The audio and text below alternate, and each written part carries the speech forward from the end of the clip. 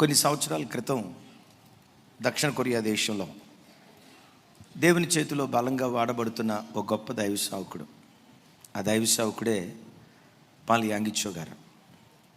దేవుని చేతిలో బహు బలంగా వాడబడుతూ కొన్ని లక్షల కొలది ప్రజలకు ఆ దైవజనుడు ఆశీర్వాదకరంగా ఉంటున్న రోజులు.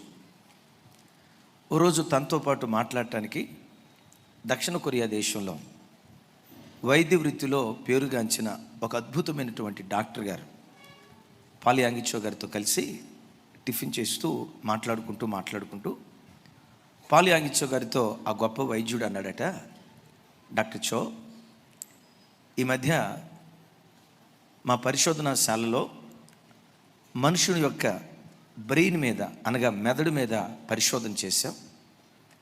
మా పరిశోధనలో ఒక ఆశ్చర్యకరమైన సంగతి మేము కనుగొనడానికి దేవుడు సహాయం చేశాడు. మేము కనుగొనిన ఆశ్చర్యకరమైన సంగతి ఏంటంటే, మెదడులో నాలుకకు సంబంధించిన నాడీ వ్యవస్థ లేక మాటలకు సంబంధించిన నాడీ వ్యవస్థ శరీరంలో ఉన్న అవయవాలన్నిటినీ ప్రభావితం చేస్తూ ఉన్నట్లుగా మా పరిశోధనలో మాకు తెలిసింది. బ్రెయిన్లో ఉన్న ప్రతి నాడీ వ్యవస్థ విలువైందే, కానీ అద్భుతం ఏంటంటే ఈ బ్రెయిన్లో ఉన్న నాడీ వ్యవస్థలన్నిటిలో నాలుకకు సంబంధించిన నాడీ వ్యవస్థ చాలా పవర్ఫుల్ అని మేము కనుగొన్నాం.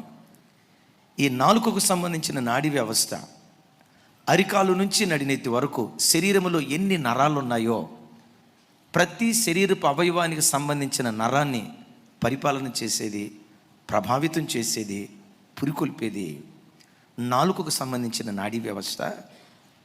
పాల్ యాంగిచో గారు, ఈ సంగతి మీకు తెలుసా అని అన్నాడట. పాల్ యాంగిచో గారు ఆయన వైపు చూసి నవ్వుతా, ఈ సంగతి నాకు ఎప్పుడో తెలుసు అన్నాడట. ఎప్పుడో తెలియటం ఏంటంటే, ఇది కనుక్కొంది మొన్న కదా, మీకు ఎవరు చెప్పారు అని అడిగారట. వెంటనే పాల్ యాంగిచో గారు అన్నారట, డాక్టర్ యాకూబ్ గారు చెప్పాడు అన్నాడట.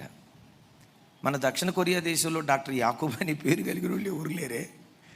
నేను వైద్య వృత్తిలోనే ఉన్నాను, పరిశోధనాశాలలో చాలామంది దేవుని బిడ్డలు ఉన్నారు. డాక్టర్ జాకబ్ అని ఆయన ఎక్కడ, అదే యాకోబ్ అని ఆయన ఎక్కడ లేడే అంటే, ఆయన మీ పరిశోధనాశాలలో లేడయ్యా, బైబిల్లో ఉన్నాడు అన్నాడట. బైబిల్లో ఏం రాయబడి ఉంది అని ఆ వైద్యుడు అడిగే లోపు దైవ సేవకుడు చెప్పాడు, ఒక వ్యక్తి తన బ్రతుకులో నాలుకను స్వాధీనపరుచుకోగలిగేవాడు. అంత సీరియస్గా చూస్తే అట్టమ్మా, తర్వాత మాట చెప్పాలా. నాలుకను స్వాధీనపరుచుకోగలిగేవాడు సర్వ శరీరాన్ని స్వాధీనపరుచుకోవటానికి శక్తిమంతుడవుతాడని ఎప్పుడో డాక్టర్ యాకోబ్ గారు ఎప్పుడో చెప్పాడయ్యా. మనిషి శరీరంలో ఉన్న ప్రతి నరాన్ని పురికొల్పేది, ప్రభావితం చేసేది నాలుకకు సంబంధించిన నాడీ వ్యవస్థ అని పరిశుద్ధాత్మదేవుడు యాకోబు ద్వారా ఎప్పుడో లేఖనాల్లో రాయించాడయ్యా అని చెప్తే, ఆ డాక్టర్ గారు ఆ మాట చదివి, అయ్యా, పరిశుద్ధ గ్రంథమైన బైబిల్లో రాయబడిన ప్రతి మాట 7 మారులు మట్టి మోసలో కరిగించినంత వెండి అంత పవిత్రములు దేవుని యొక్క మాటలు అన్నాడట.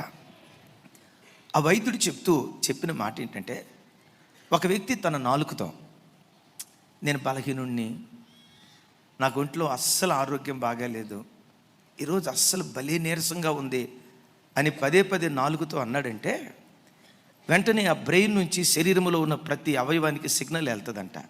బాగాలేదు అంటంతో చేతుల నరాలు కూడా అంటాయంట, నిజమే నాకు కూడా బాగాలేదు. కాళ్ళ నరాలు అంటాయంట, నాకు అస్సలు బాగాలేదు. నడుముకు సంబంధించిన నరాలు అంటాయంట, అయ్యో కూర్చోవటమే నాకు బరువు అయిపోయింది అని నాలుగుతో మాట్లాడే ప్రతి మాటకు శరీరంలో ప్రతి అవయవం స్పందించడం ప్రారంభిస్తుందట. మీతో నేను చెప్పే మాట ఏంటంటే, యేసయ్య రక్తముతో కడగబడిన ఆయన పిల్లలైన మనం, నీ నాలుక ఎప్పుడు విశ్వాసపు మాటలే మాటలాడును కాక, నీ గుండెల నిండా ధైర్యాన్ని నింపే మాటలు, లేనివి ఉన్నట్లుగా విశ్వాసం ద్వారా చూస్తూ మాట్లాడే మాటలు, ఎప్పుడు నీ నోట విశ్వాసపు వాక్కును పలుకుతూ ఉంటే నీవన్నట్టే దేవుడు జరిగించడం ప్రారంభిస్తాడు. Praise the lord. అలా కాకుండా నీ నాలుకతో పదే నిన్ను నువ్వు శపించుకుంటే, నీ నాలుకతో పదే నీవు బలహీనపరుచుకునే మాటలు మాట్లాడుతూ ఉంటే, బలహీనపరుచుకునే మాటలు రాను రాను నేను బలహీనురాలిగా, బలహీనపరుచుకునే నీ నోటి మాటలు రాను రాను నేను ఒక బలహీనుడిగా మారుస్తాయి. పరిశుద్ధ గ్రంథమైన బైబిల్లో నాలుకకు ఎంత శక్తి ఉందో లేఖనాల్లో చూస్తే కొంచెం ఇది అతిశయంగా చెప్తున్నట్లు ఉంటుందేమో, కానీ దేవునికి ఎంత శక్తి ఉందో దరిదాపుగా నాలుకలో కూడా దేవుడు అంత శక్తినిచ్చాడు. ఏంటి? దేవునికి ఎంత శక్తి ఉందో, దేవుడు ఎంత శక్తి కలిగిన వాడో అంత శక్తిని ఒక మనుషుని యొక్క నాలుకకు దేవుడు అనుగ్రహించాడు. ఏంటయ్యా దేవుని కొన్న శక్తి, నాలుగు కొన్న శక్తి అంటే బైబిల్లో రాయబడిన మాట, జీవ మరణములు నాలుగు చేతిలో ఉన్నాయట. జీవమైన మరణమైన నీ నోటిలోనే ఉందంటాడు. వాక్యం వింటున్న బిడ్డలారా, రెండవది జీవ మరణాలు ఎవరి చేతిలో ఉన్నాయి? జీవ మరణాలు దేవుని చేతిలో ఉన్నాయి. అంటే దేవుడు ఎంత శక్తి కలిగిన వాడో నీ నాలుగు కూడా అంత శక్తి కలిగింది. దేవుడు ఎంత ప్రభావితమైన పూర్ణుడో నీవు మాట్లాడే మాటల్లో కూడా అంత ప్రభావాన్ని దేవుడు దాచిపెట్టాడు. ఎప్పుడు నీ నోట నుంచి బయలుదేరే ప్రతి మాట విశ్వాసపూరితమైన మాట అయితే, పౌలు గారు కొరింథీ పత్రికలో ఒక చోట అంటాడు, విశ్వసించి తిని గనుక మాటలాడి తిని అంటాడు. అంటే నీ కంఠంలో నుంచి బయలుదేరే ప్రతి మాట విశ్వాసం, విశ్వాసం, విశ్వాసం. విశ్వాసము తొక్కిసలాడే మాట నువ్వు మాట్లాడితే ఆ మాట దేవుడు విని నీవన్నట్టే దేవుడు జరిగించడం ప్రారంభిస్తాడు. బైబిల్లో ఏవేలు గ్రంథం వినండి, పర్వాలేదు. ఏవేలు గ్రంథంలో ఒక మాట రాసింది, బలహీనుడు నేను బలాజ్యుడను అని అనుకొనవలెను అని రాసి ఉంటుంది. నాతో కలిసి చెప్పండి. బలహీనుడు, ఇంకోసారి, బలహీనుడు నేను బలాజ్యుడను అని అనుకొనవలెను. సహజంగా బలహీనుడు ఏమనుకుంటాడు?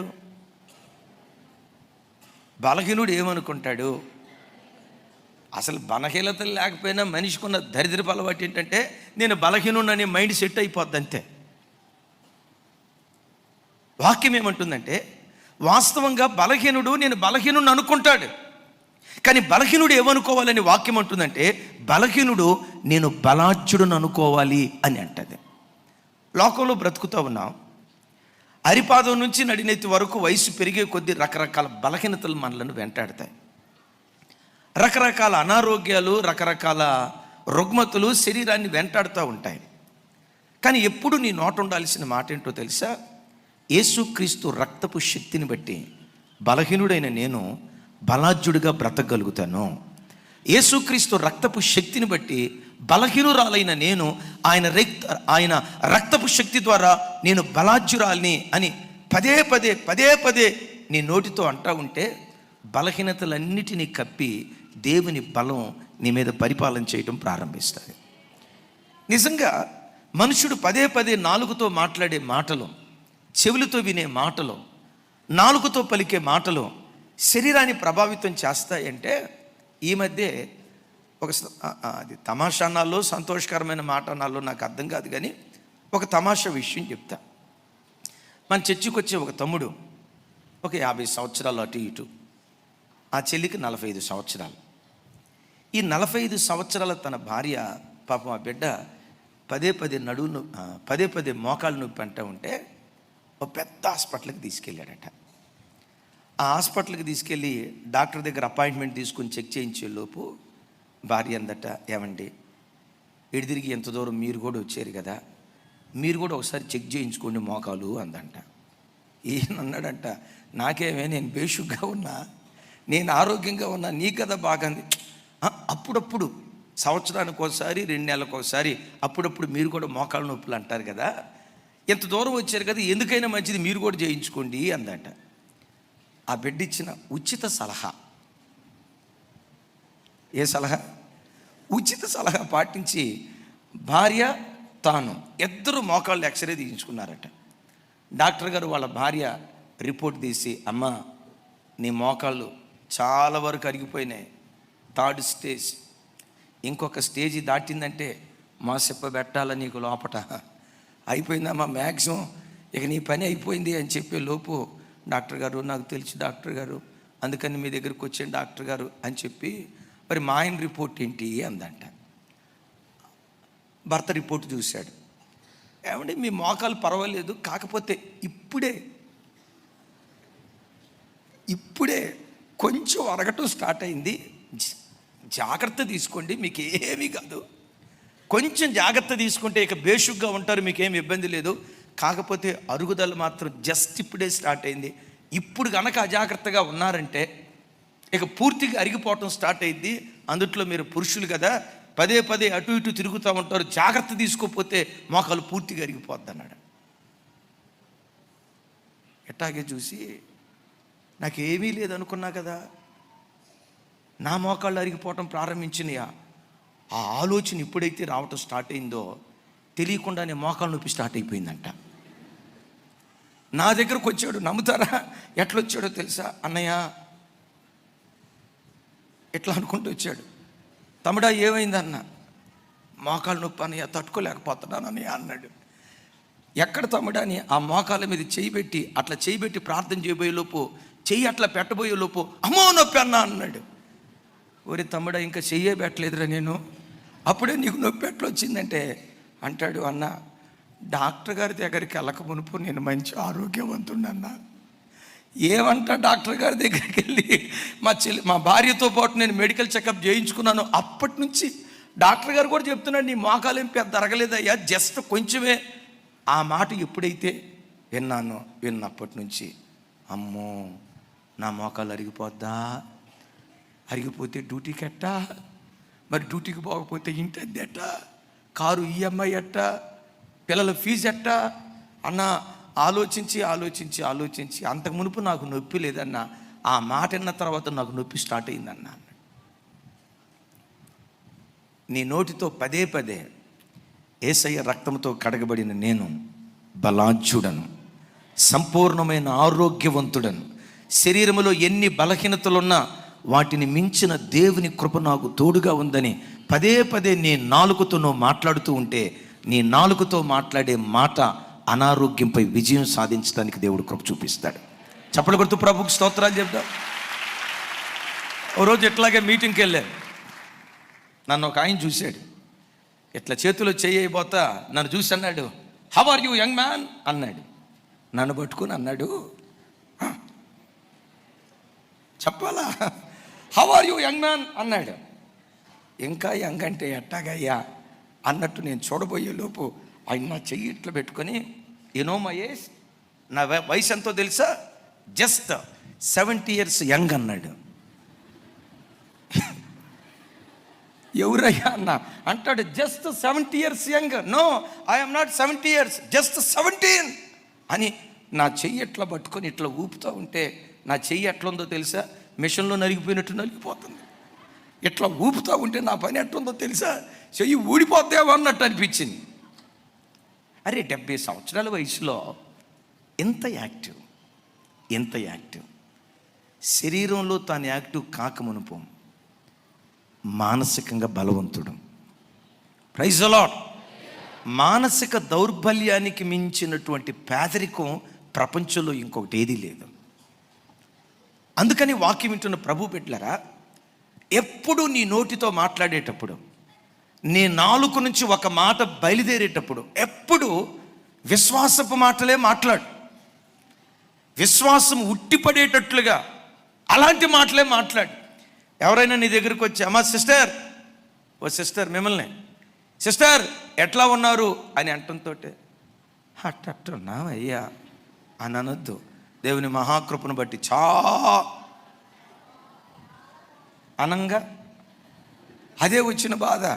వాడు అడక్క మునిపే ముఖం అయితే ఒక రకంగా పెట్టి, ఈ మధ్య అసలు బాగాట్లేదు అన్న, ఏమైపోయిందే తల్లి, ఏవి కాల, పదే పదే బాగాలేదు అంటవే, అదే నీ బ్రతుకులో ఒక మాయదారి రోగం అయిపోద్ది. దేవుని వాక్యం అంటుంది, బలహీనుడు నేను బలాఢ్యుడును అనుకోవాలి అని అంటుంది. అయ్యా విశ్వాసం ద్వారా బలహీనుడు బలాఢ్యుడు అవుతాడా? Yes, Bible says. ఇది జెర్మియా గారు చెప్పే మాట కాదు, రాజు గారు చెప్పే మాట కాదు, ఇంకొక పాస్టర్ గారు చెప్పే మాట కాదు, దేవుని లేఖనం చెప్తున్నటువంటి మాట. హెబ్రీ గ్రంథంలో అపోస్తులైన పౌలు గారు విశ్వాస వీరుల జాబితా రాస్తూ, వారు విశ్వాసము వలన బలహీనులు బలాఢ్యులుగా మారిపోయారు అంటాడు. దేన్ని బట్టి? కొంచెం గట్టిగా. ఈ మాట వింటున్న బిడ్డలారా, నీ శరీరాన్ని ఏ బలహీనత ఏలుబడి చేస్తున్నా, ఎస్, వయస్సుతో పాటు వయస్సు పెరిగే కొద్దీ శరీరం ప్రకృతి సంబంధమైన శరీరం కనుక కొన్ని బలహీనతలు తప్పకుండా నిన్ను వెంటాడతాయి. కానీ నీ మనసులో ఉండాల్సింది ఏంటో తెలుసా? నేనెప్పుడు బలహీనుడనో అందుకోవాలా. నేనెప్పుడు బలహీనుడనో అప్పుడే బలవంతుని అనేది పౌలు గారి దర్శనం కనుక, ఆ బలహీనుడైన పౌలు ఏమంటాడో తెలుసా? నన్ను బలపరుచు క్రీస్తు ద్వారా నేను సమస్తము చేయగలను అంటాడు.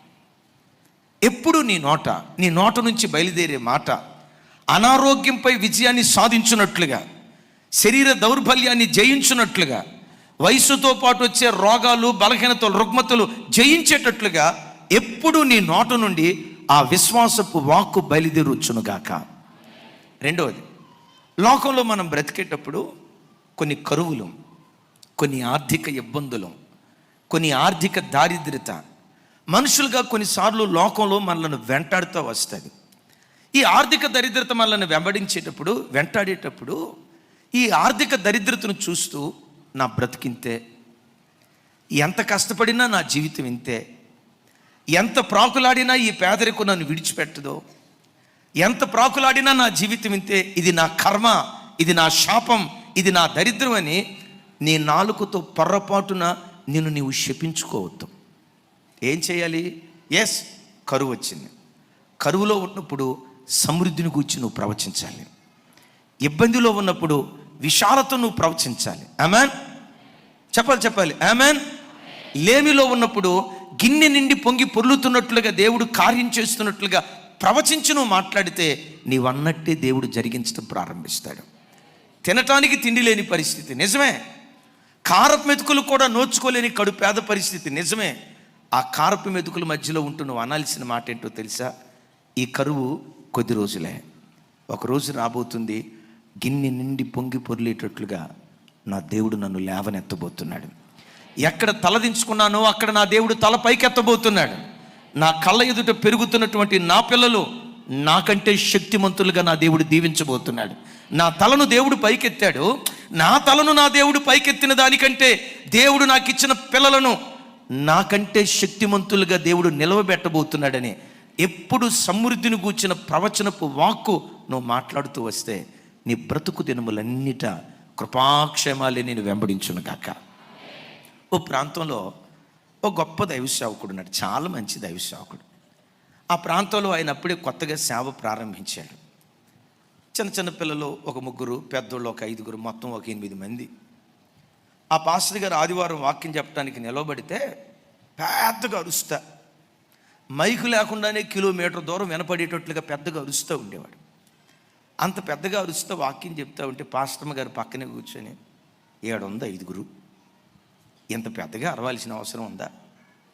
మళ్ళీ మైకు పెట్టుకొని కూడా ఇంత పెద్దగా అరుస్తున్నాడు, ఇంత అవసరం ఉందా? మెల్లిగా మాట్లాడవచ్చు కదా అన్నట్లుగా అది ఒక రకంగా ముఖం అది ఒక రకంగా పెట్టింది.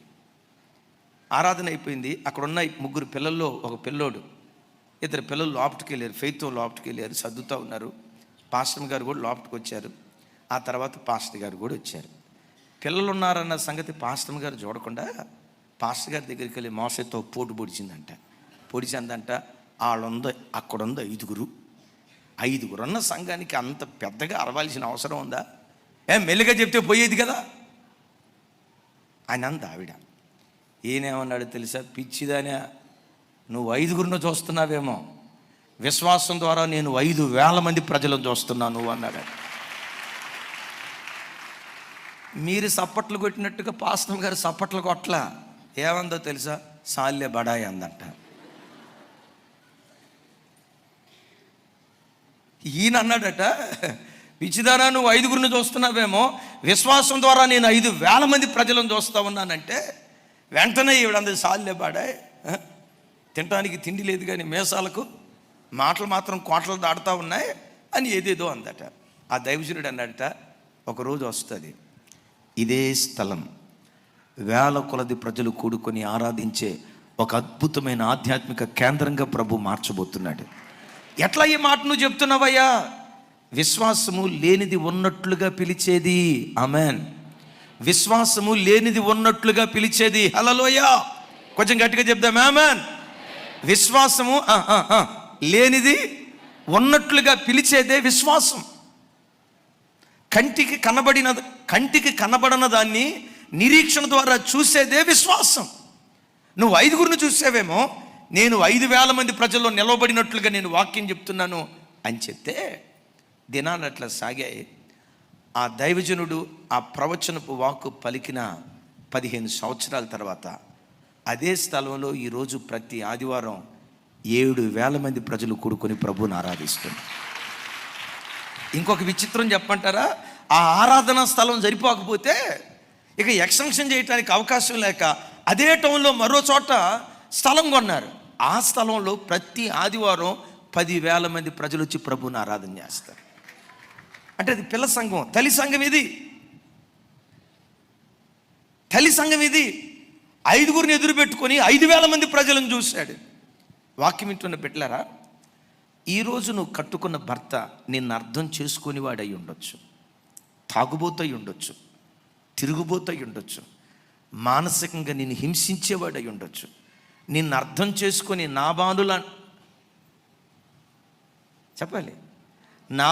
లాంటి మూర్ఖుడై ఉండొచ్చు. కానీ ఒకటి విశ్వసించు, ఏ భర్త ఈరోజు నాకు మూర్ఖుడిగా కనపడుతున్నాడో, భక్తి లేని వాడిగా కనపడుతున్నాడో, ఒకరోజు రాబోతుంది నా భర్తను నాకంటే భక్తిపరుడిగా దేవుడు మారుస్తాడు, నాకంటే ప్రార్థనాపరుడిగా మారుస్తాడు, నాకంటే దేవుని పిచ్చి ప్రేమతో ప్రేమించేవాడిగా నా దేవుడు మారుస్తాడని కరువులో సమృద్ధిని గురించి నువ్వు ప్రవచిస్తే నీవన్నట్టే దేవుడు జరిగిస్తాడు. గట్టిగా చెప్తాం ఆమేన్. ఒకవేళ పిల్లలు అవిధేయులై, మాట వినని పిల్లలుగా, లోబడని పిల్లలుగా, తిరుగుబాటుదారులుగా, అక్రమస్తులుగా, నీ హృదయానికి గాయాలు రేపే హింసకులుగా ఒకవేళ వాళ్ళు బ్రతుకుతూ ఉంటే, తండ్రిగా ఎప్పుడు వాళ్ళని శపిస్తూ మాట్లాడద్దు. తండ్రిగా కోపం వస్తే చెయ్యెత్తి దెబ్బ కొట్టు, తప్పు లేదు. పిల్లలు తప్పు చేస్తే తండ్రిగా తల్లిగా కర్ర తీసుకొని ఒక దెబ్బ కొట్టు, తప్పు లేదు. దెబ్బ కొట్టు కానీ నీ నోటితో మాత్రం శాపపు మాట మాట్లాడద్దు. Praise the lord. కోపం వచ్చిందా కొట్టు, కూర్చోబెట్టు, శిక్షించు కానీ కొడుకుని చూసి రేయ్ నాశనం అయిపోతావురా, మట్టి కొట్టుకొని పోతావురా, మమ్మల్ని ఏడ్పిస్తున్నావు చూడు, రేపు నిన్ను ఏడ్పించే భార్య రాకపోతే నా పేరే చెప్పండి మార్చుకుంటా. ఇట్లాంటి మాటలు పొరపాటున మాట్లాడద్దు. ఎంత విపరీతమైన కోపం వచ్చినా కొట్టు, కానీ నోటితో మాట్లాడేటప్పుడు ఒక మాట అన్న, రేయ్ ఈరోజు నా మాట వింటలేదు కదా, ప్రార్థనలో మోకరించట్లేదు కదా, ఒకరోజు వస్తుంది చూడరా, నాకంటే నువ్వు ఎక్కువ ప్రార్థనా పరుడు అయిపోతావు, నాకంటే ముందు నువ్వు మందిరానికి పరిగెత్తుకుంటా వెళ్తావు, దైవ సేవకులకి సేవలో నువ్వు కుడిభుజంగా ఉంటావు, దేవుడు నిన్ను ఆశీర్వదిస్తాడు. మీరు ఎట్టా చూస్తున్నారంటే కోపంలో ఎట్టాటి మాటలు ఎట్ట వస్తాయి అన్న, అదే విశ్వాసం. ఆమేన్ చెప్పాలి. ఎంత కోపం వచ్చినాను, కోపం వచ్చి బాగా కోపం వచ్చి రేయ్ దేవుడు నేను దీవించుగాక, దేవుడు నేను కలెక్టర్గా మార్చునుగాక, ఒక్కరు కూడా ఆమేన్ అల్లా. గవర్నమెంట్ ఉద్యోగం కొరకు చెప్పులు అరిగేదాకా తిరిగే నాకు ఒక్క ఉద్యోగం రాలా, యేసునామంలో నీకు సర్కారు ఉద్యోగం దేవుడు ఇచ్చునుగాక అని అంటూ ఉండు. దేవుడు ఏం చేస్తాడో తెలుసా? నువ్వు అన్నట్టే జరిగిస్తాడు. చెప్పాలి. కొంతమంది చూడండి, పిల్లల్ని పిలిచేటప్పుడు దరిద్ర పాటలు బట్టి పిలుస్తారు. రే గాడిదా ఎక్కడున్నావు, ఇంకా కొన్నిసార్లు రే అడ్డగాడిదా, రే నిలువు గాడిదా, ఇంకా కొంతమంది ఆ పేర్లు ఏం చెప్తా. ఇంట్లో పిల్లల్నేమో గాడిద అని పిలుస్తారు, దొనపోత అని పిలుస్తారు, కుక్క అని పిలుస్తారు. ఆ ఇంట్లో ఉన్న కుక్కకు మాత్రం ముద్దు పేర్లు సోనీ, టామీ. అరే కుక్కనేమో సోనీ అంటివి, కొడుకును పట్టుకునే కుక్క అంటివి. నేనంట ఇతనా భీ దిమాగ్ నహీ హై. కోపం వస్తే కొట్టో, తండ్రిగా దేవుడు నీకు ఇచ్చిన అధికారం. తప్పు చేస్తే శిక్షించు, తల్లిగా దేవుడు నీకు ఇచ్చిన అధికారం అది. కానీ నోటితో ఎప్పుడు చస్తావు, నాశనం అయిపోతావు, ఆ మాట పొరపాటున రానివద్దు. ఎప్పుడు దేవుని బిడ్డలుగా మనం ఎవరిని చూసినా ఎక్కడికి వెళ్ళినా చేతులెత్తి మన చేతులు, మన నాలుక ఆశీర్వాదపు వచనాన్ని ఉచ్చరించును గాక. ఏమందాం? దైవజనులు లేసన్ గారు ఎప్పుడు చెప్తూ ఉండేవాళ్ళు, తాగుబోతోడు ఇంటికి వెళ్ళినా తాగుబోతోడిని ఆశీర్వదించి వచ్చేవాడంట. తాగుబోతోడు కొరకు ప్రార్థన చేసేటప్పుడు, ప్రభా ఈ తాగుబోతోడు మారునుగాక, ఈ తాగుబోతోడు ఆర్థికంగా వర్ధిల్లునుగాక, ఈ తాగుబోతోడికి, అంటే తాగుబోతోడు అనడో, ఈ మనిషికి చక్కటి కారు మీరు ఇచ్చుదురుగాక అంటాడు. వాక్ ఎట్టాడితో తెలుసా? మన నోట నుంచి డెలివరీ అయిన వాక్ వాడు యోగ్యుడైతే వాడు అనుభవిస్తాడు. ఒకవేళ యోగ్యుడు కాకపోతే ఆ వాక్ ఆశీర్వాదం నీతో పాటు వస్తుంది. నా మాట అర్థం కాలేదా? ఇప్పుడు ఒక తాగుబోతుడి దగ్గరికి వెళ్ళి అనుకోండి, దేవుడు నేను సమృద్ధిగా ఆశీర్వదించునుగాక, వచ్చే సంవత్సరం ఇదే రోజు కల్లా చక్కటి ఇల్లు కట్టుకునేటట్లుగా దేవుడు నీ పట్ల కృప చూపునుగాక, నీ కొడుకుల్లో ఒకరికి సర్కారు ఉద్యోగం వచ్చునుగాక, నీకు చక్కటి కారు ఇచ్చునుగాక అని అన్నావు. నీ నోట నుంచి వచ్చిన ఆశీర్వాదపు వాక్కులకు వాడు యోగ్యుడు కాకపోతే ఆ వాక్ ఏమైపోద్ది? ఆ వాక్కు నీతో పాటు వచ్చి ఏం చేస్తుందో తెలుసా? సైకిల్ మీద తిరిగే నీకు ఆ వాక్కు కారు ఇవ్వటం ప్రారంభించింది. బెదరో కారు ఎట్టొచ్చింది? వాక్కు. నీ పిల్లలకి గవర్నమెంట్ ఉద్యోగం ఎట్లా వచ్చింది? అరే చెప్పాలండి, ఎప్పుడు కరువులో సమృద్ధిని ప్రవచించే విశ్వాసపు వాక్కు యేసు నామంలో నీ నోటుండునుగాక. ఎట్లా ప్రవచించాలో చెప్తాను. అప్పటికి 3.5 సంవత్సరాల నుంచి దేశంలో వర్షం లేదు, చినుకు లేదు. చివరికి విచిత్రం ఏంటో తెలుసా? చివరికి విచిత్రం ఏంటంటే చుక్క మంచు కూడా కురిసి 3.5 సంవత్సరాలు అవుతుంది. నేను ఇంకొక మాట కూడా చెప్తా. ఆ 3.5 సంవత్సరాలు వర్షం పడకపోవటం కూడా వాక్య కారణం. అది మా ఎందుకు చెప్పండి? ఏలియా అన్నాడు, నేనే దైవజనుడునైతే ఎవని సన్నిధిలో నేను నిలవబడ్డానో ఆ యెహోవా నామం పేరిట చెప్తున్నాను, 3.5 సంవత్సరాలు దేశంలో వర్షం పడకుండును గాక, ఆకాశపు వాక్యులు మూత వేయబడును గాక అన్నాడు. దేవుడు అన్నాడు, నువ్వు అన్నట్టే జరుగును గాక అన్నాడు. 3.5 సంవత్సరాలు కరువు. ఆ కరువు రావటానికి కారణాలు ఇంకా చాలా ఉన్నాయి. ఈ 3.5 సంవత్సరాలు తీరిన తర్వాత కర్మేలు పర్వతం మీద దైవజనుడైనటువంటి ఏలియా ఆహాబుతోనూ ఏలియా తన శిష్యులతోనూ అంటున్నాడు, ఇదిగో శిష్యుడా, ఆహాబుతో ఈ మాట చెప్పు, రథాలు గుర్రాలు సిద్ధపరుచుకొని త్వరగా యెజ్రెయేలు పట్టణానికి వెళ్ళమని. దైవజనుడా ఎందుకు వెళ్ళమంటున్నావు అంటాడు. విస్తారమైన వర్షం వచ్చే ధ్వని నా చెవులకు వినబడుతుంది. Praise the lord. కొంచెం గట్టిగా హల్లెలూయా. దైవజనుడు అంటాడు, నా చెవులకు ఒక ధ్వని వినబడుతుంది. ఆమేన్. ఏంటా ధ్వని అంటే విస్తారమైన వర్షం రాబోతున్న ధ్వని. ఇప్పుడు ఈ వ్యక్తి అనాలి, ధ్వని నీకు ఒక్కడికే ఎట్టనబడిద్దయ్యా?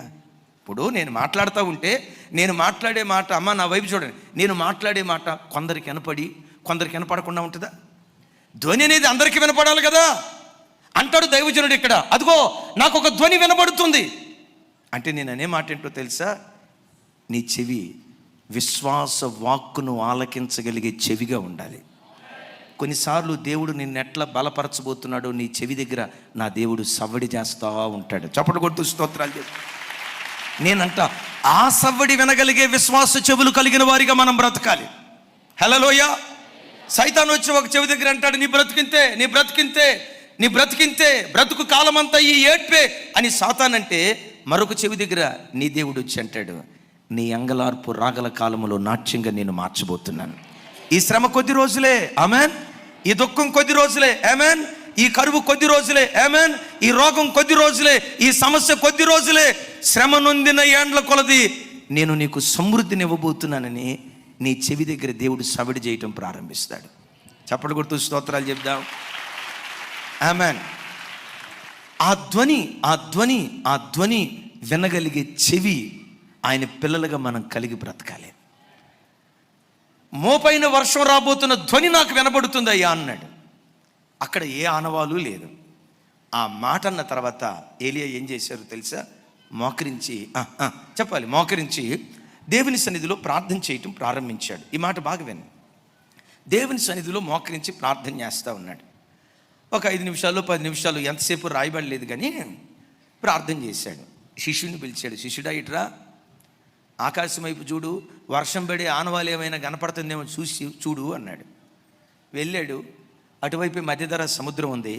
కర్మేలు పర్వతం మీద నుంచి మధ్యధరా సముద్రం వైపు అట్లా చూశాడు. ఏమి లేదు. ప్రార్థన చేయక మునుపు పరిస్థితి ఎట్టుందో చెప్పాలి. ప్రార్థన చేసిన తర్వాత కూడా పరిస్థితి అట్లాగే ఉంది. శిష్యుడు రానే వచ్చాడు. ఏమైనా మార్పు కనపడిందా అంటే, అయ్యా ప్రార్థన చేయక మునుపు ఎట్టుందో ప్రార్థన చేసిన తర్వాత కూడా అంతే ఉందయ్యా, ఏమి నాకు మార్పు కనపడలేదు అన్నాడు. వెంటనే మరలా ఏలియా మోకరించాడు. ప్రభా, నా నోటు నుంచి ఒక వాక్కు పంపించాను, విస్తారమైన వర్షం రాబోయే ధ్వని పుడుతుందని, మోపైన వర్షం రావాలి, నా ప్రార్థన ఆలకించాయి అని రెండోసారి ప్రార్థన చేశాడు. తన పనివాడిని పిలిచాడు. అడిగాడు, ఏమైనా సూచన కనపడుతుందా? అయ్యా, ఇంత సూచన కూడా లేదయ్యా అన్నాడు. ఏలియా మూడోసారి మోకరించాడు పట్టు వదలకుండా. నా ప్రభు బిడ్డలారా, నీ జీవితంలో కూడా కొన్నిసార్లు నువ్వు ప్రార్థన చేస్తాం. కొన్ని సందర్భాల్లో ప్రార్థన చేసిన వెంటనే కొన్ని ప్రార్థనలకు జవాబిస్తాడు. ఆమేన్. మరికొన్ని సందర్భాల్లో ఎంత ప్రార్థన చేసినా జవాబు వస్తున్నట్లుగా సూచన కూడా ఆనవాలు కూడా కొన్నిసార్లు నీకు కనపడదు. దేవుడి పరిస్థితిని చక్కదిద్దుతాడు అని చెప్పుకోవటానికి చిన్న సూచన కూడా, చిన్న ఆనవాలు కూడా నీకు కనపడదు.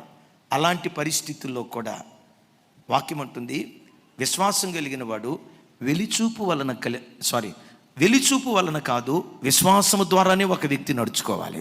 అంటే సూచనను బట్టి కాదు, ఏవో కనపడితే వాటిని బట్టి నేను నమ్ముతానని కాదు. విషయం మూడోసారి మోకరించాడు, ఏమీ లేదు. 4ఓసారి, 5ఓసారి, 6ఓసారి పిలిచాడు. ఏమైనా కనపడుతుందా? ఏమీ లేదయ్యా. 6 సార్లు ప్రార్థన చేయక మునుపు ఆకాశం ఎట్లా ఉందో ఇప్పుడు కూడా అంతే ఉందయ్యా. వాక్యం వింటున్న బిడ్డలారా, నువ్వు ప్రార్థన చేస్తున్నప్పుడు కొన్ని సూచనలు కనపడవు నీకు. దేవుడు చేయబోతున్న కార్యాలు కొన్నిసార్లు దాచిపెడతాడు. సూచనలు కనపడలేదని, దేవుడు కార్యం చేయట్లేదని ప్రార్థన పొరపాటు నాపకు. ఎప్పటి వరకు నువ్వు ప్రార్థన చేయాలో తెలుసా? దేని కొరకు ప్రార్థన చేయటం ప్రారంభించావో దానికి దేవుడు జవాబిచ్చే వరకు మొరపెడుతూ ప్రార్థన చేయి, నోటితో ప్రవచిస్తూ మాట్లాడు. Praise the lord. రైట్. ఈసారి 7ఓసారి నువ్వు వెళ్ళి ఈసారి ఎట్లా ఉందో చూసిరా అని చెప్పి 7ఓసారి మోకరించాడు. మోకరించి ప్రార్థన చేసే లోపు ఆ పనివాడు ఉసూరుమంటా వస్తున్నాడు.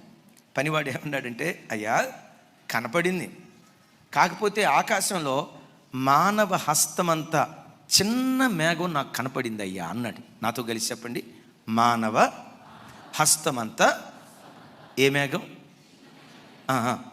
అదిగో మనిషి చెయ్యి అంత చిన్న మేఘము సముద్రము నుండి పైకి లేవటం నేను చూశానయ్యా అన్నాడు. ఎంత?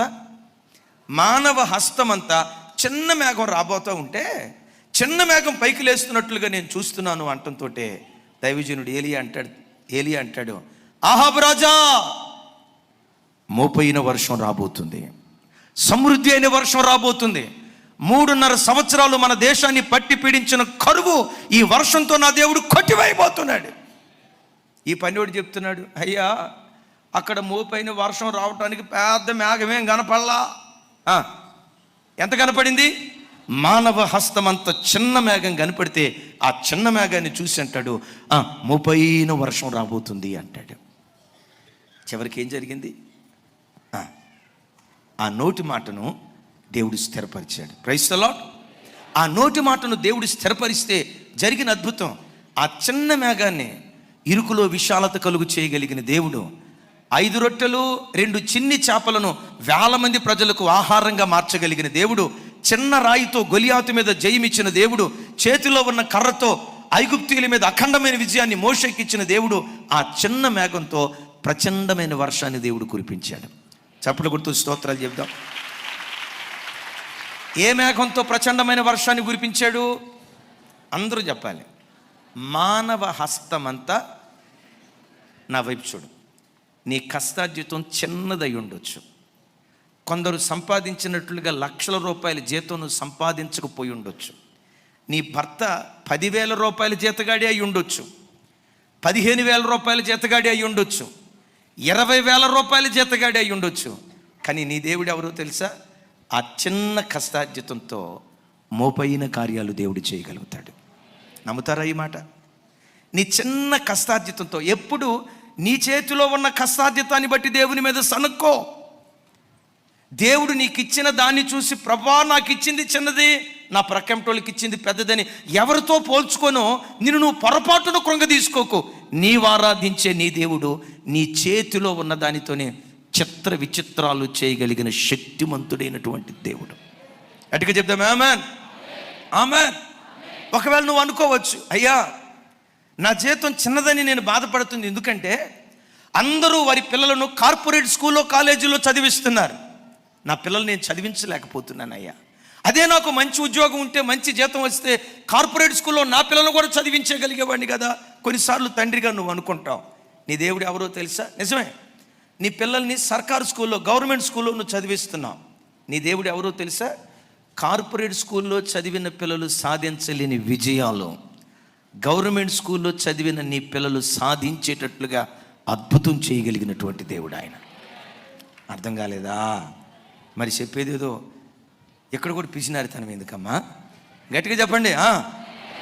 కార్పొరేట్ స్కూల్లో చదివే పిల్లలు సాధించలేని విజయాలు ఇంటి పక్క గవర్నమెంట్ స్కూల్లో చదివిన నీ పిల్లలు సాధించేటట్లుగా దేవుడు కార్యం చేయగలడం. చిన్న మేఘమే కనపడుతుందా? భయపడకు. చిన్న ఉద్యోగమే కనపడుతుందా? భయపడకు. చిన్న వ్యాపారమే కనపడుతుందా? భయపడకు. చిన్న జీవనోపాధి కనపడుతుందా? భయపడకు. దేవుడు ఒక్కసారి నీ పట్ల కార్యం చేస్తే, ఉప్పల్లో మన చర్చికి ఒక తమ్ముడు వస్తాడు. లాక్డౌన్ టైంలో తను కష్టపడి కట్టుకున్నటువంటి ఇల్లు అప్పులను బట్టి అమ్ముకోవాలనుకున్నాడు. లాక్డౌన్ తీరిపోయింది, ఎప్పటిలాగా చిన్న హోటల్ ప్రారంభించాడు. ఒకరోజు నా దగ్గరికి వచ్చి నా చేతిలో ఇంత కానుక పెట్టి, ఆయన వ్యాపారం స్టార్ట్ చేసే ముందు నేను దైవ సేవకురాలు ప్రార్థన చేసి, చిన్న అమౌంట్ నాయనా మీకు రన్ చేసుకోవడానికి ఇబ్బంది ఉంది కదా, ఇది వాడుకోండి అని, పేద బిడ్డలకు సహాయం చేయాలని వాక్యంలో రాసి ఉంది కదా, దేవుని ప్రేరేపణ బట్టి కొంత డబ్బు ఆయనకి ఇచ్చాం. ఒక 5-6 నెలలు, ఒక సంవత్సరం తర్వాత నా చేతిలో కానుక పెడితే, దేవుని మహా గొప్ప కృపను బట్టి నా చిన్న టీ హోటల్ని, చిన్న ఇడ్లీ బండిని దేవుడు సమృద్ధిగా ఆశీర్వదించాడన్న. ఎంతగా ఆశీర్వదించాడంటే నా నోటి మాటలతో చెప్పలేనంతగా ఆశీర్వదించాడన్న అని చెప్తా ముగింపులో నా గుండె ఆగిపోయే మాట ఒకటి చెప్పాడు. ఏమన్నాడు తెలుసా? అంతా ఖర్చులు బాను, అద్దె బాను, బండి పెట్టి బాను, పిండి ఖర్చు బాను, మొత్తం నేను పెట్టిన ఖర్చులు బాను, నెలకొచ్చి 1,50,000 రూపాయల లాభం వస్తుందన్నా అన్నాడు. నేను సప్పట్లు కొట్ల. దేంతోనయ్యా? చిన్న మేఘం, చిన్న కష్టార్జితం. అసలు తమ్ముడు, చెల్లి, నేనంట, నీ దేవుడు నిన్ను ఆశీర్వదించకపోతే ఇంకెవరిని ఆశీర్వదిస్తాడు? నిన్నెందుకు ఆశీర్వదిస్తాడు తెలుసా? ఆయన నామ ఘనత కొరకు. ఆయన ఎంత బేకరుడో, ఆయన ఆశ్రయించిన ప్రజల జీవితాల్లో ఎలాంటి చిత్ర విచిత్ర కార్యాలు జరిగించగలుగుతాడో, ఆయన నామ మహిమ కొరకు ఒక వేడుకగా నేను ఊరేగించే దేవుడై ఉన్నాడు. అయితే ఆ మోపైన సమృద్ధి అయిన వర్షం రాకమునుపు నీ కనపడేది, నీ చేతిలో ఉండేది, చెప్పండి, మానవ హస్తమంతా, చెప్పాలండి, మానవ హస్తమంతా చిన్న మేఘమే నీ చేతులు కనపడుతుంది. అయితే చిన్న మేఘాన్ని చూసి లేనివి ఉన్నట్లుగా నువ్వు పిలవాలి విశ్వాసము ద్వారా. కంటికి కనబడుతుంది చిన్న మేఘమైన, మోపైన వానను దేవుడు కురిపించబోతున్నాడు. గట్టిగా ఆమేన్. విస్తారమైన వర్షాన్ని దేవుడు కురిపించబోతున్నాడు. దేవుడు అన్నాడు, నాన్న నీ ఒక్కగానొక్క కుమారుడు ఉన్నాడే ఇస్సాకు, నీ ఒక్కగానొక్క కుమారుడు ఉన్నాడే, నీ కుమారుడైన ఇస్సాకును మోరియా పర్వతం మీద బలి అంటే, తెల్లారిన తర్వాత పని వాళ్ళని తీసుకొని మోరియా పర్వత ప్రాంతానికి 3 రోజులు ప్రయాణమే వెళ్ళాడు. మోరియా ప్రాంతానికి వచ్చిన తర్వాత ఇక చూడండి, ఇక లాస్ట్ మోరియా ప్రాంతానికి వచ్చిన తర్వాత అబ్రహాం అక్కడ ఆగి పని వాళ్ళతో అంటాడు, పనివాళ్ళారా మీరు గాడిదలో ఎక్కడే ఉండండి, నేను నా కుమారుడిని ఇస్సాకు మోరియా పర్వతం మీదకి వెళ్ళి బలిపీఠము కట్టి యెహోవాకు మొక్కి మేము తిరిగి వచ్చేదమ్ము అంటున్నాడు. Praise the lord. మేము వాస్తవంగా అబ్రహాం అక్కడ ఏమనాలి? కొంచెం గట్టిగా. అబ్రహాం అక్కడేమనాలి? నేను తిరిగి వస్తాను అని చెప్పేటప్పుడు పని వాళ్ళ మీద పడి, అయ్యా ఇస్సాకుని ఇక ఆఖరి చూపు చూడండి అయ్యా, ఇక ఆ తర్వాత ఇస్సాకుని మీరు చూడలేరు, నేను చూడలేను అయ్యా, శారమ్మ తల్లికి ఏం చెప్పాలో నాకు అర్థం కావట్లేదు అయ్యా, అయ్యా అయ్యా నా తరపున మీరే మాట్లాడాలా అని చెప్పి ఆయన ఏడ్చి, బిడ్డలారా ఒక మాట చెప్తా, ఎప్పుడైనా నువ్వు ఏడిస్తే యేసయ్య దగ్గరే ఏడు, ఏ మనిషి దగ్గర నువ్వు ఏడవద్దు. అఫ్కోర్స్ కొన్నిసార్లు హృదయ భారం తీర్చుకోవటానికి తల్లి దగ్గర కుమార్తె దగ్గర ఇట్లా తప్పని నేను అనను, కానీ అయితే నేను చెప్తాను, వాళ్ళ ఎదుట నువ్వు ఎంత ఏడ్చినా వాళ్ళు ఓదారుస్తారేమో, నీ కన్నీళ్లు తుడవలేరు. నీ దేవుడు ఎవరో తెలుసా? నీవు ఆయన సన్నిధిలో కన్నీళ్లు కారిస్తే నీ కన్నీళ్లు తుడవగలడు, కావలసినంత ఆదరణ నీకు దయచేయగలడు. మరొక విషయం, ఆ కన్నీటికి కారణమైనటువంటి దుఃఖాన్ని కోకటి వేళ్లతో సహా పెకిలించడానికి నీ దేవుడు శక్తి కలిగినటువంటి వాడు. Praise the lord. తన పని వాళ్ళ దగ్గర ఆడవట్లా. నేను చెప్తాను, ఎక్కడ పడితే అక్కడ ఆడవద్దు, ఎవరి దగ్గర పడితే వాళ్ళకి నీ బాధ చెప్పుకోవద్దు. ఆ రోజు షూనేమీరాలు ఎలీషా ప్రవక్తను కలుసుకోవటానికి వెళ్ళేటప్పుడు ఎలీషా ప్రవక్త గారికి ముందు మన బెదరు వచ్చాడు. ఎవరా మన బెదరు? మన చుట్టం గెహజీ వచ్చాడు. షూనేమీరాలను అంటాడు, అమ్మా క్షేమమా అన్నాడు. ఏమన్నాడు? అమ్మా క్షేమమా అన్నాడు. ఆ తల్లి ఏమందో తెలుసా? క్షేమమే. క్షేమమా? అది ఇంట్లో మరణం ఉందండి, కుమారుడు చనిపోయాడండి. కుమారుడు చనిపోతే గెహజీ అడిగితే ఏమంటుందో తెలుసా? క్షేమమే. ఎలీషా ప్రవక్త దగ్గరికి వెళ్ళినప్పుడు మాత్రం కాళ్ళ మీద పడి పిచ్చిది ఏడ్చినట్టు ఏడుస్తుంది. ఈ మాటకున్న అర్థం ఏంటంటే, నీ గుండె చప్పుడు దేవుని దగ్గరే వినిపించే వ్యక్తిగా ఉండాలి. ఒక ఆత్మ సంబంధమైన వ్యక్తి నీకు ఎదురుపడినప్పుడు నిశ్చయంగా ఈ వ్యక్తి నీ కొరకు ప్రార్థన చేస్తాడు, ఇతని ప్రార్థన ద్వారా నాకు విడుదల కలుగుతుంది, ఈయన ప్రార్థనా యోధుడు, ఈ తల్లి ప్రార్థన పరురాలు, నా సమస్య ఈ బిడ్డకు చెప్తే ఈ బిడ్డ ప్రార్థన చేస్తుంది, ఈ బిడ్డ ప్రార్థన ద్వారా నాకు విడుదల కలుగుతుందని ఆ ప్రార్థన పరుల దగ్గర నీ గుండె చప్పుడు విప్పు. Praise the lord. ఏమనుకోవద్దు. సరే, ఆ మాట చెప్పలేను, కానీ రోజు యేసన్న గారు చెప్తున్నాడు, ఒక ఆమె ఉందంట, వాళ్ళ ఇంటి ఎదురు వచ్చే కూరగాయల బండి ఆయన దగ్గరికి వెళ్ళి, రాత్రి మా ఆయన కొట్టాడు మీకు తెలుసా అని ఏడుస్తా. పాలాయన వచ్చిన రాత్రి మా ఆయన దంచొదిలి పెట్టాడు నీకు తెలుసా. పాలోడి దగ్గర చెప్పిద్దంట కూరగాయలు. ఇక ఆ తర్వాత ఆడేదో ఒక మాట అన్నాడంట, ఆ మాట నేను ఇక్కడ చెప్పలేదు, బాగా ఆ మాట నేను చెప్తా. నీ కన్నీరు ఎవరు తుడవగలరో ఆ దేవుని దగ్గరే నీ గుండె చప్పుడు విప్పుదువుగాక. పని వాళ్ళతో ఏం చెప్పట్లా, నేను నా కుమారుడు మోరియా పర్వతం మీదకి వెళ్ళి బలిపీఠము కట్టి యెహోవాకు మొక్కి మేము మరలా తిరిగి వస్తామన్నాడు. సరే, పని వాళ్ళతో చెప్పాడు. ఇప్పుడు పర్వతం ఎక్కుతున్నారు. కట్టెలు నెత్తి మీద పెట్టుకున్న ఇస్సాకు అంటాడు, తండ్రి బలర్పించడానికి కట్టెలున్నాయి, నిప్పుంది, నీ చేతిలో కత్తి కూడా ఉంది. కత్తి ఉంది, నిప్పు ఉంది, కట్టెలు ఉన్నాయి. డాడీ ఇవన్నీ ఉన్నాయి, కానీ అసలు సిసలైంది, అసలు సిసలైంది గొర్రెపిల్ల కదా డాడీ, గొర్రెపిల్ల ఎక్కడా అని అంటంతో నన్ను అడిగితే, అబ్రహాము స్థానంలో కనుక ఇంకెవరైనా ఉంటే ఆ మాట అంటంతో కొడుకు మీద పడి, కొడుకా ఆ గొర్రెపిల్ల ఎవరో కాదురా నువ్వే చెప్పి బలిపేట మీద బలిచ్చి చంపేదానికంటే ముందే చంపేసేవాళ్ళు. అబ్రహాం ఏం చేశాడో తెలుసా? డాడీ, తండ్రి, చూడండి బైబిల్ సంబోధన చూడండి, తండ్రి, ప్రైజ్ ది లార్డ్, కొంచెం గట్టిగా, ప్రైజ్ ది లార్డ్. ఇస్సాకు అబ్రహామును పిలుస్తున్నాడు. ఏమని? ప్రభు బిడ్డలారా, మన పిలుపు కూడా, మన సంభాషణ కూడా బైబిల్కి అనుగుణంగా ఉండాలి. Praise the lord. పిల్లలు తండ్రిని పిలిచేటప్పుడు తండ్రి, అమ్మా, నోరారా పిలవాలి. అట్లా కాకుండా హాయ్ డాడ్, హాయ్ మామ్, ఇద్దరిద్దరు పిలుపులు ఉండకూడదు. నోరారా డాడీ, నాన్నా, నా తండ్రి. Praise the lord. మీరు భర్తలను పిలిచేటప్పుడు కూడా ఇది హైదరాబాద్ వాళ్ళకి ఎక్కదాం, అస్సలు ఎక్కదాం తమ్ముడా. అందరూ చూడండి, బైబిల్ సంబోధన ఏంటంటే భార్య భర్తను పట్టుకొని శారమతెల్లి అబ్రహామును పట్టుకొని ఏమందట, హాయ్ అబ్రహాం. ఏమిరా అంటే మేము ఫ్రెండ్స్ లాగా ఉంటాం అయ్యగారు, ఫ్రెండ్స్ లాగా ఉంటాం. ఒక తమ్ముడు వచ్చి అన్నాడు, అన్న నా భార్య పిలిపింటే చాలు నా ఒంటి మీద గొంగళ పురుగు బారాడినట్టుందన్న. అస్సలు ఒక్కసారి కూడా నన్ను ఏమండి అని పిలవదన్నా, పేరు పెట్టి, అది కూడా జనాల మధ్యలో కూడా పేరు పెట్టి పిలుస్తుంది అన్న. డేవిడ్, రమేష్, సురేష్ పేరు పెట్టి పిలుస్తుంది అన్న. పేరు పెట్టి పిలిస్తే పిలిచింది, ఎవరు లేనప్పుడు పిలవచ్చుగా. నా బాధ ఏంటంటే 10 మందిలో కూడా అట్లా పిలిచింది అన్న.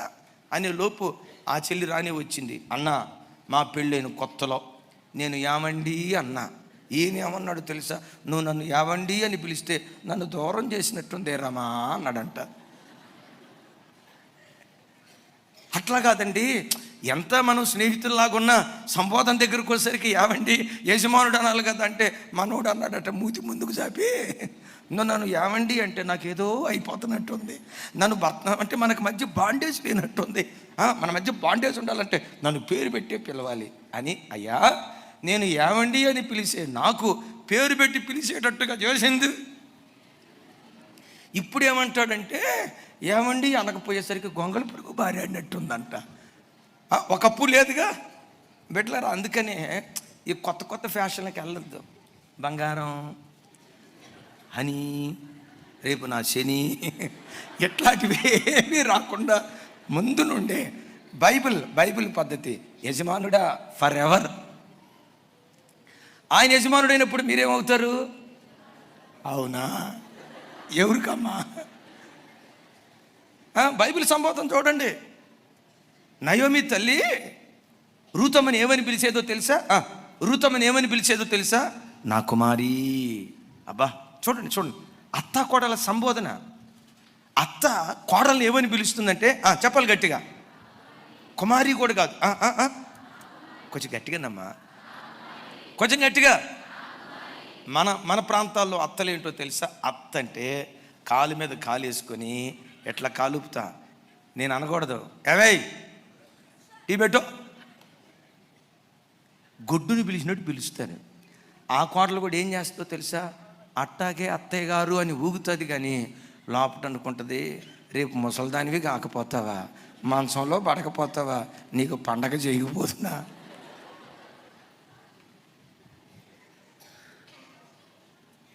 ఆ పిలుపులో ఆప్యాయత ఉండాలి. బైబిల్ కల్చర్ ఇది, బైబిల్ కల్చర్. వచ్చే బైబిల్ కల్చర్ కాదు. పేరు పెట్టి పిలవటం బైబిల్ కల్చర్ కాదు. నా తండ్రి అన్నాడు. ఈయనేమన్నాడు తెలుసా? అసలు ఆ పదాలు చూడండి, ఏవి నా కుమారుడా. అబ్బా సూపర్. ఏవి నా కుమారుడా అన్నారు. అని ఏవి నా కుమారుడు అంటే ఎప్పుడు చెప్పాడు, నాన్న కట్టెలు ఉన్నాయి, నిప్పు ఉంది, కత్తి ఉంది, అన్నీ ఉన్నాయి, కానీ వాటన్నిటికీ మించిన గొర్రె పిల్లేది డాడీ అన్నాడు. అప్పుడు ఏమంటాడు తెలుసా? యెహోవా ఈరే, దేవుడే చూసుకుంటాడు. Praise the lord. దేవుడే చూసుకుంటాడు. హల్లెలూయా. దేవుడే చూసుకుంటాడు. హల్లెలూయా. ఎవరైనా మీ దగ్గరకు వచ్చి అంటారు, అమ్మా మీ కూతురు వయసు 30 సంవత్సరాలు దాటింది, పెళ్ళి ఎప్పుడు చేస్తావు? యెహోవా ఈరే. అరే ఆమెన్ అనండి గట్టిగా, ఆమెన్. మీరు హైదరాబాద్ వచ్చి 25 సంవత్సరాలు అవుతుందట, ఒక ఇల్లు కూడా లేదు, ఎట్టా బతుకుతారు? అరే గట్టిగా చెప్పండి. కొంతమంది వచ్చారు, అయ్యో మీకు పిల్లలు లేరు అంట కదా, రేపు ముసలోళ్ళు అయిన తర్వాత మిమ్మల్ని ఎవరు చూస్తారు?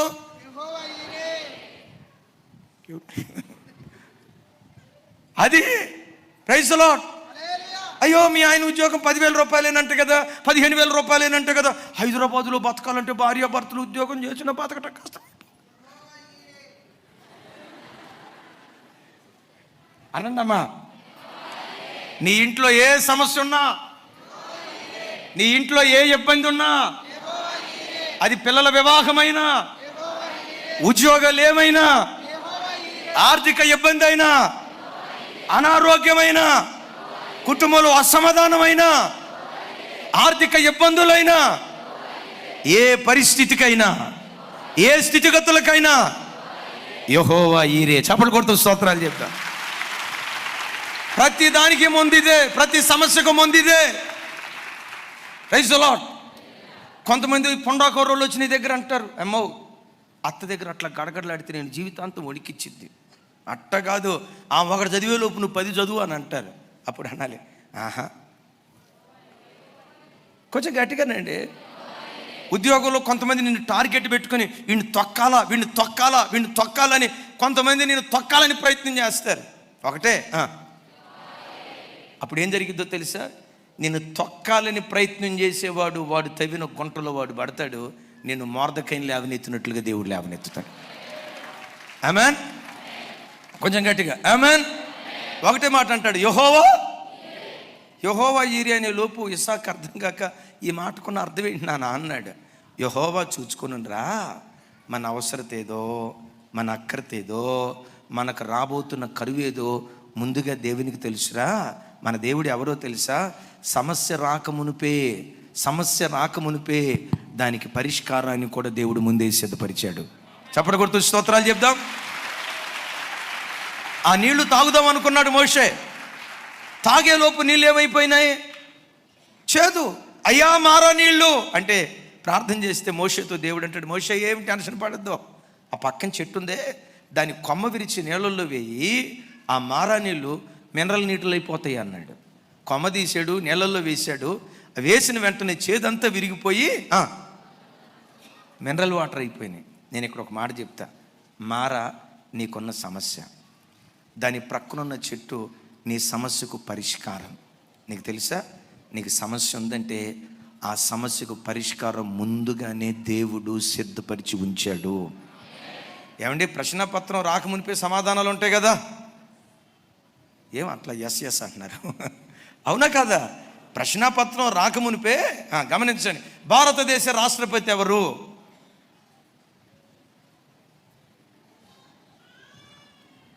భారతదేశ ప్రధానమంత్రి ఎవరు? చెప్పాలి కదా. ఎప్పుడైనా నీ జీవితంలో ఒక సమస్య వచ్చిందంటే సమస్యను చూసి కంగారు పడకో. నీ దేవుడు ఆ సమస్యకు ముందుగానే పరిష్కారాన్ని కూడా నీ దేవుడు సిద్ధపరిచాడు. అది ప్రవచించు. విశ్వాసం ఏంటి? లేనిది ఉన్నట్లుగా పిలిచేదే విశ్వాసం. లేనివి ఉన్నట్లుగా పిలిచేదే విశ్వాసం. కనుక యెహోవా ఈరే అన్నాడు. Praise the lord. ఇప్పుడు ఇంకొక మాట చెప్తా. సరే, పర్వతం మీదకి వెళ్ళారా? యెహోవా ఈరే అంటే దేవుడే పర్వతం మీద గొర్రెపిల్లను చూసుకుంటాడు అన్నాడా? అక్కడికి వెళ్ళిన తర్వాత భక్తుడు ఏం చేశాడు తెలుసా? బలిపీఠం అంతా కట్టి ఇస్సాకుని తీసుకొచ్చి కాళ్ళు చేతులు కడతా ఉంటే, ఆ కట్టి బలిపీఠం మీద పెడతా ఉంటే, డాడీ యెహోవా ఈరే అని చెప్పావు, ఇదేనా? నన్ను ఎక్కిస్తున్నావేంటి డాడీ అన్నట్టు చూశాడు. కత్తి ఎత్తినప్పుడు కూడా ఏమన్నాడు తెలుసా? యెహోవా ఈరే అన్నాడు. నా ప్రభు బిడ్డలారా, దేవుని సహాయం నీకు ఎప్పుడు దొరికిందో తెలుసా? ఇక దేవుడు నన్ను విడిచిపెట్టాడు అని అనుకుంటావే, ఆ ఆఖరి క్షణంలో అద్భుతమైన హస్తాన్ని చాపుతాడు ఆయన. గట్టిగా హల్లెలూయా. ఇక దేవుడు నన్ను విడిచిపెట్టేశాడు, అయిపోయింది నా పని, జనాల ఎదుట నేను అవమానంగా మార్చబడబోతున్నాను అని ఎప్పుడైతే అనుకుంటావో, ఆ ఆఖరి క్షణంలో ఆశ్చర్యకరమైన తన హస్తాన్ని నీ పట్ల దేవుడు చాపటం ప్రారంభిస్తాడు. కత్తెత్తాడో లేదో అంటాడు, అబ్రహామా అబ్రహామా. Yes lord. ఒక్కసారి వెనక్కి తిరిగి చూడు. వెనక్కి తిరిగి చూస్తే ముండ్ల పొదల్లో చిక్కుకున్న ఒక అద్భుతమైన పొటేలు.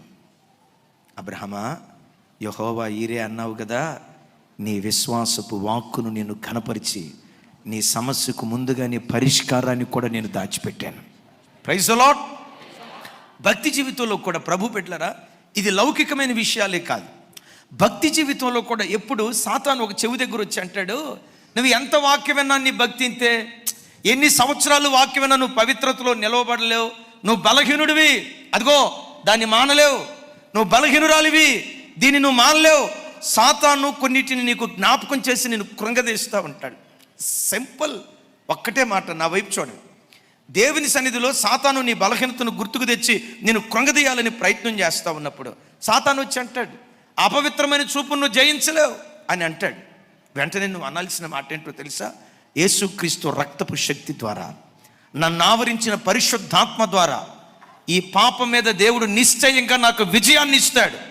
గమనించండి, ఎప్పుడు నోటితో ఏ పాపమా యేసు నామములో నాకు దూరం అయిపో, ఈ పాపాన్ని అసహించుకునేటట్లుగా దేవుడు చేస్తాడు. ఈ అపవిత్రతను రోసేసేటట్లుగా నా దేవుడు నా పట్ల కార్యం చేస్తాడని నీ హృదయం లోపటి నుంచి ఈ విశ్వాసపు వాక్కులు పలుకుతూ ఉంటే నీకేమైతే తెలుసా? నీ శరీరపు అంతరంగాల్లో ఆ విశ్వాసపు వాక్కు పనిచేసి ప్రతి పాపం మీద ఒక అసహ్యత దేవుడు నీ అంతరేంద్రియాల్లో పుట్టించడం ప్రారంభిస్తాడు.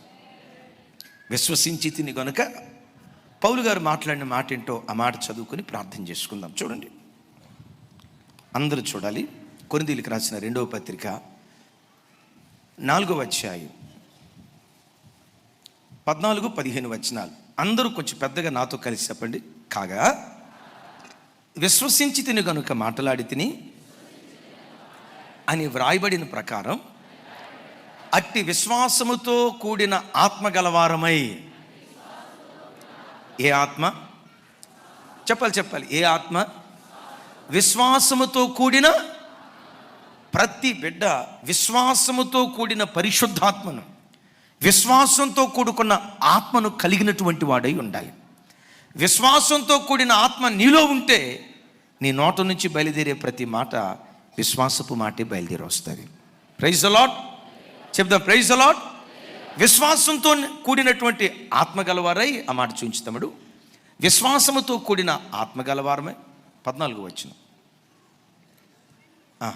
విశ్వాసముతో కూడిన ఆత్మ గలవారమై ఏమనాలంటాడు ఇప్పుడు? 15వ వచనం. ప్రభు అయిన యేసును లేపినవాడు, కొంచెం పెద్దగానమ్మా, ప్రభు అయిన యేసును లేపినవాడు యేసుతో కూడా, యేసుతో మమ్మును కూడా లేపి మీతో కూడా తన ఎదుట నిలవబెట్టునని ఎరిగి మేమును విశ్వసించుచున్నాము గనుక మాట్లాడుచున్నాము. చప్పట్లు కొడితే యేసయ్యకు స్తోత్రాలు చెప్దాం. ఆ మాట చిన్నగా పెడుతున్నాం. పౌలు గారు మాట్లాడుతున్న మాట పరలోకాన్ని గూర్చి, మృతుల పునరుద్ధానాన్ని గూర్చి, పరలోకంలో దేవుని ఎదుట నిలవబడబోయే ఆ వైభవాన్ని గూర్చి ఏం మాట్లాడతాడంటే, ప్రభు అయిన యేసుక్రీస్తును మృతులలో నుండి లేపిన ఆ దేవుడు నన్ను కూడా మృతుల్లో నుంచి లేపుతాడు. యేసుక్రీస్తు వారు పునరుద్ధానపు శరీరాన్ని స్వతంత్రించుకున్నట్లుగా ఈ మట్టి ఘట్టం మహిమా శరీరాన్ని ధరించుకోబోతుంది. పౌలు తనను గూర్చి తాను సాక్ష్యం చెప్తున్నాడు. ఏమని? నా వైపు చూడండి. ఏమని సాక్ష్యం చెప్తున్నాడు? ప్రభు అయిన యేసుక్రీస్తును తండ్రి అయిన దేవుడు మృతులలో నుంచి ఎలా లేపాడో పౌలని పిలువబడుతున్న నన్ను కూడా మృతులో నుంచి లేపుతాడు. నన్ను మాత్రమే కాదు, నాతో పాటు మిమ్మలను కూడా లేపి యేసుక్రీస్తుతో కూడా తండ్రి అయిన దేవుని ఎదుట నిష్కలంకమైన పెండ్లి కుమార్తెగా మనల్ని నిలవబెట్టబోతున్నాడు. విశ్వసించి తిని గనుక. చెప్పాలి. విశ్వసించి తిని గనుక. ఏమని మాట్లాడుతున్నాడు? ప్రభు బిడ్డలారా, తండ్రి అయిన దేవుని ఎదుట పరలోకంలో ఒక వ్యక్తి నిలవబడాలంటే మట్టి గట్టో నిలవబడలేడు, పాపంలో ఉన్నవాడు నిలవబడలేడు. ఆ దేవుని ఎదుట ఎవరు నిలవబడగలరో యోధా పత్రిక చూడండి ఒకసారి. 24-25 వచనాలు. ఎస్, నాతో కలిసి. త్రుటిల్లకుండా మిమ్మల్ని కాపాడుటకును తన మహిమ ఎదుట ఆనందముతో మిమ్మును నిర్దోషులుగా నిలవబెట్టుటకును శక్తిగల రక్షకుడైన అద్వితీయ దేవునికి మన ప్రభు అయిన యేసుక్రీస్తు ద్వారా మహిమయు, మహాత్యము, ఆధిపత్యము, అధికారము యుగయుగములకు, యుగముల పూర్వముకు, ఇప్పుడు యుగయుగములు కలుగునుగాక. చప్పటి కొడుతూ స్తోత్రాలు చెప్దాం. 24వ వచనంలో అంటాడు, తొట్టిల్లకుండా మన పాదాలను స్థిరపరచడానికి దేవుడు శక్తి కలిగిన వాడు. ఆమేన్. నాతో కలిసి మాట చెప్పండి. తొట్టిల్లకుండా నిన్ను కాపాడుటకు. నిన్నంటే మరలా నాకు వచ్చిందమ్మా. తొట్టిల్లకుండా నన్ను కాపాడుటకు నా దేవుడి శక్తి కలిగిన వాడు. నోటితో పదే ఈ మాటను. ఏ మాట అంటావు? నిజమే ప్రభువా, నేను పనిచేసే ఉద్యోగం జారే స్థలం, సాఫ్ట్వేర్ రంగం, అపవిత్రత జరిగే స్థలాలు, కొన్ని చోట్ల హాస్పిటల్లో, కొన్ని చోట్ల కార్పొరేట్ రంగంలో, ఉద్యోగ వ్యాపార స్థలం, అది జారిపోయే స్థలం. కానీ నేను ఆరాధించే నా దేవుడు క్రీస్తనే బండ మీద నా పాదాలు జారకుండా స్థిరపరచుటకు దేవుడు శక్తి కలిగినటువంటి వాడు. అపవిత్రపు లోకంలో నేను బ్రతుకుతున్నా, నా ప్రభు నన్ను పవిత్రుడిగా నిలవబెట్టగలడు. ఆమేన్. అందరూ పాపపు రొచ్చులో డొర్లాడుతూ ఉంటే, అపవిత్రపు రొచ్చులో డొర్లాడుతూ ఉంటే, నేను ఆశ్రయించిన నా దేవుడు జారే స్థలాలలో ఆయనకు సాక్షిగా నన్ను నిలవబెడతాడు. పదే పదే నీ నోటితో ఆ మాట నీ వందువుగాక. గట్టిగా చెప్తాం ఆమేన్. అయ్యో నేను నిలవబడలేనేమో, అవిశ్వాసపు మాట రానివ్వకు. అంత భక్తిగా బ్రతకలేనేమో, అవిశ్వాసపు మాట రానివ్వకు. యోసేపు ఎక్కడా, నేనెక్కడా, అంత పవిత్రంగా నేను బ్రతకగలనా, ఆ మాట రానివ్వకు. దానియేలు ఎక్కడా, నేనెక్కడా, అంత నీతిగా నేను బ్రతకగలనా, ఆ మాట రానివ్వకు. ఎస్తేరు ఎక్కడా, నా భక్తి ఎక్కడా, వాళ్ళు బ్రతికినట్లుగా నేనెక్కడ బ్రతుకుతాను, ఆ మాట రానివ్వకు. నీ నరనారాయణ నా దేవుడు ఈ తరంలో నా సంఘంలో నన్ను పుట్టించింది ఎందుకో తెలుసా? ఈ తరపు ఎస్తేరులాగా దేవుడు నన్ను చూడాలని ఆశపడుతున్నాడు. ఈ తలపు అన్న ప్రవక్తిలాగా దేవుడు నా సంఘంలో నన్ను మార్చాలనుకున్నాడు. అవును, ఆ తరంలో దానియేలు ఎట్లా బ్రతికాడో, ఈ తరంలో నా ప్రభు కొరకు నేను అలా బ్రతికేటట్లుగా నా దేవుడు నన్ను బలపరుస్తాడని విశ్వసించి మాట్లాడు, విశ్వసించి ప్రవచించు, విశ్వసించి పదే పదే నీ నాలుకతో ప్రభు సన్నిధిలో ఉచ్చరించు. యేసుక్రీస్తు నామం పేరిట ఒక ధీరుడిగా ప్రభు తన కొరకు నిన్ను నిలవబెట్టునుగాక. జారిపోతున్నట్లుగా అనిపించిన జారకుండా నన్ను స్థిరపరచడానికి నా దేవుడు శక్తి కలిగిన వాడు. లోకంలో జారిపోకుండా నన్ను కాపాడేవాడు మాత్రమే కాదు, నా యాత్ర ముగించి నేను చనిపోయిన తర్వాత నేను ఆరాధించే నా దేవుడు ఏం చేస్తాడో తెలుసా?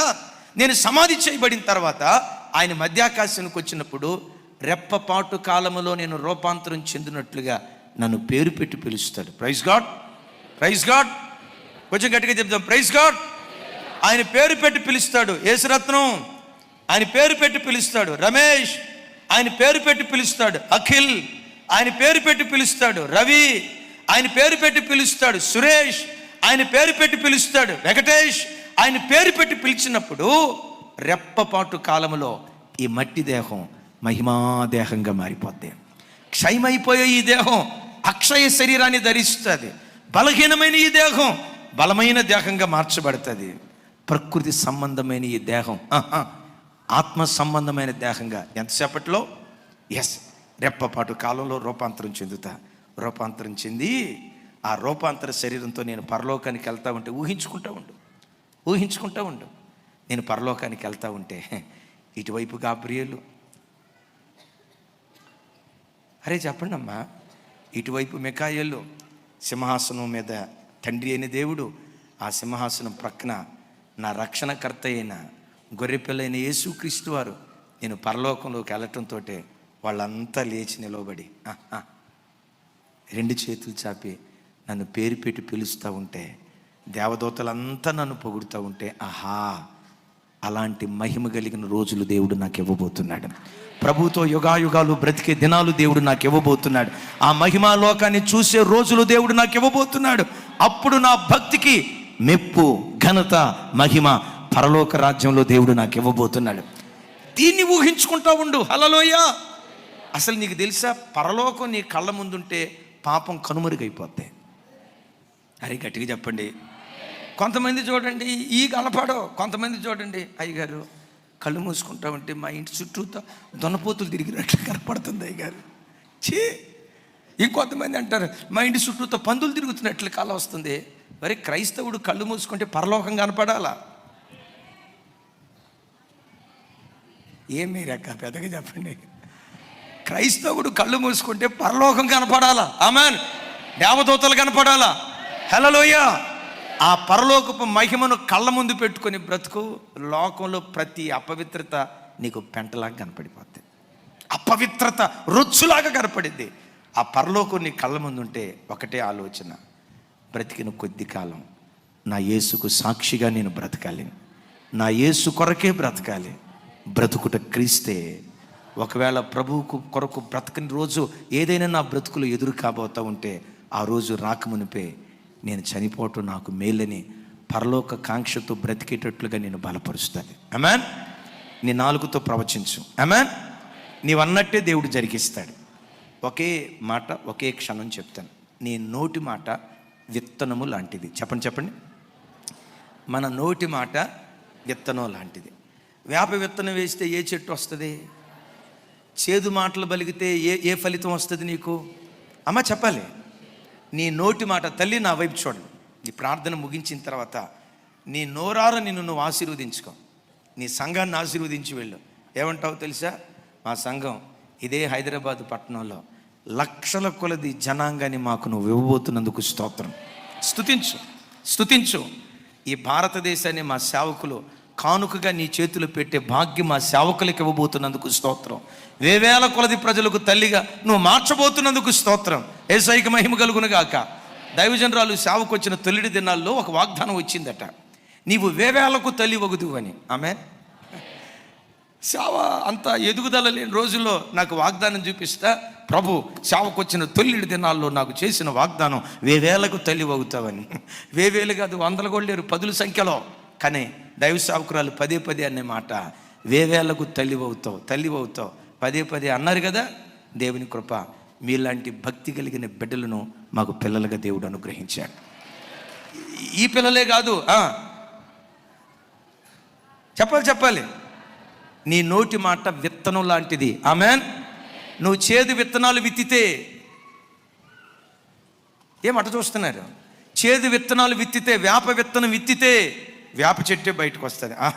ఇక మనం వేప విత్తనం ఎత్తొద్దు. ఏ విత్తనాలు విత్తుదాం? సీతాఫలం అయిపోయిందమ్మా.